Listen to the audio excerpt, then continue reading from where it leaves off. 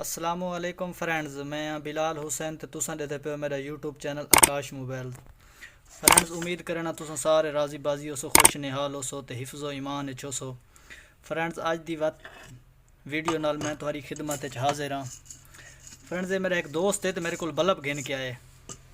ये LED bulb देते पे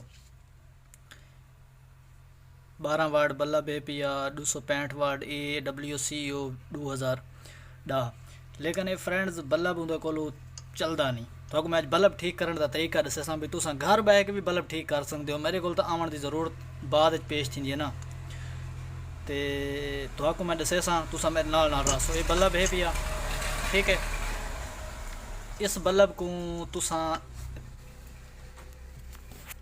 ये देखो सही होल्डर च पैने दे पे नहीं चलता, क्योंकि तुसा सब तो पहले इतों नाप के खोलना है। ये जिस टाइम खोल वैसी तुसा इन करना है भी ये दे पे ये सारियां LED लगियां हुई। ये जड़ी एक LED है ना, ये जड़ी ये बिल्कुल विच निशान ही जिमें काला जी होंदा। ई LED को ना तुसा इस तरह करना है बई इत्थों करके ये इन करके उखेड़ सटना है। ये उखड़ गई है, ये बिल्कुल बइयां खड़ियां थी को असा उखेड़ सटे। अच्छा, इको उखाड़न तो बाद तुसा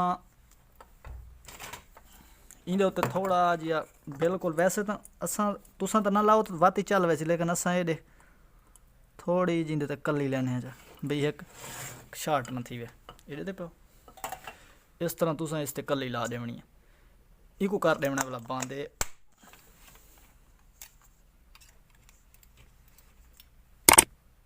ये देखो बल्ब तेरे सामने रोशनी करना पिया, तो नजर आता पिया। अगर तुम किसी बंदे को वजो ये फन तो कोई बंदा नहीं दसे, मैं तो गारंटी नाल आधा पिया।